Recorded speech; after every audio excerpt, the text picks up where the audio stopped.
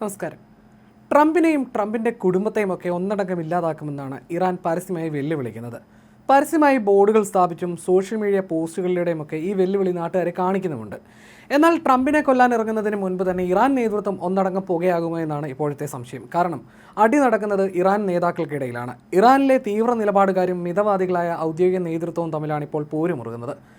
അമേരിക്കയുമായി 14 വെടിനിർത്തൽ കരാറിൽ ഒപ്പുവെച്ചതിന് പിന്നാലെ ഔദ്യോഗിക നേതൃത്വം രാജ്യത്ത് ഒരു മൃദു അട്ടിമറിക്ക് കളമൊരുക്കുകയാണെന്ന് തീവ്ര നിലപാടുകാർ ആരോപിക്കുന്നതായി CNN റിപ്പോർട്ട് ചെയ്തു.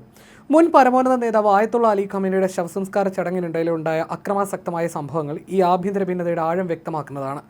ട്രംപ് ഭരണകൂടവുമായി വെടിനിർത്തൽ ചർച്ചകൾക്ക് നേതൃത്വം നൽകിയ ഇറാന്റെ മുഖ്യ നയതന്ത്രജ്ഞൻ അബ്ബാസ് അരാക്ചിക്കും സംഘത്തിനും നേരെ ചടങ്ങിൽ വെച്ച് കടുത്ത പ്രതിഷേധമുയർന്നിരുന്നു.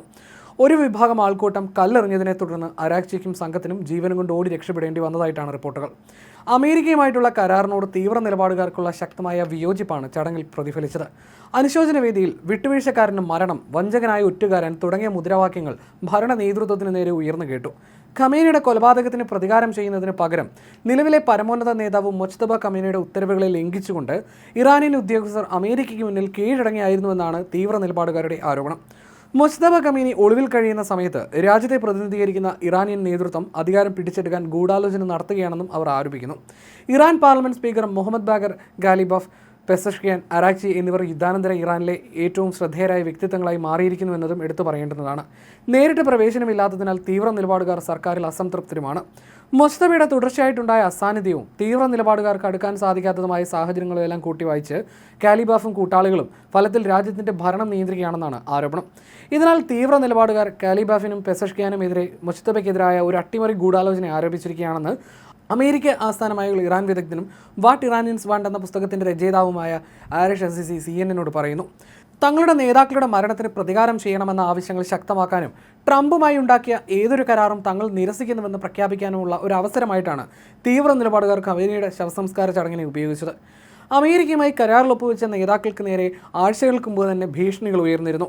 സുരക്ഷാ വിഭാഗങ്ങളുമായി അടുത്ത ബന്ധമുള്ള മുഹമ്മദ് അലി ബക്ഷി എന്ന ഗായകൻ പരസ്യമായിട്ടാണ് പ്രസിഡന്റ് പെസഷ്കിയാനെ ഭീഷണിപ്പെടുത്തിയത്.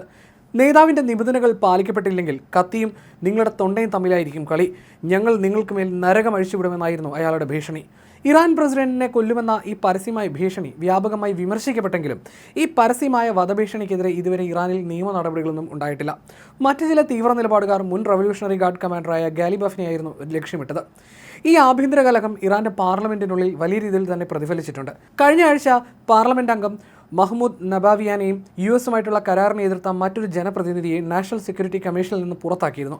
മുൻപ് ഇറാന്റെ ചർച്ചാ സംഘത്തിൽ അംഗമായിരുന്ന നബാവിയാൻ പിന്നീട് ഈ കരാറിന്റെ ഏറ്റവും കടുത്ത വിമർശകരിൽ ഒരാളായി മാറുകയായിരുന്നു.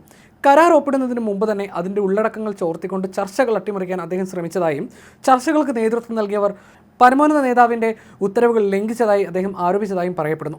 1979 ഇസ്ലാമിക വിപ്ലവത്തിൻ്റെ ആദർശങ്ങളുടെ സംരക്ഷകരായി സ്വയം ചിത്രീകരിക്കുന്ന ജബ്ഹെ എ പൈദാരി എന്ന തീവ്ര യാഥാസ്ഥിതിക രാഷ്ട്രീയ വിഭാഗവുമായി അടുത്ത ബന്ധമുള്ളവരാണ് നബാവിയാനും അദ്ദേഹത്തിൻ്റെ കൂട്ടാളികളും.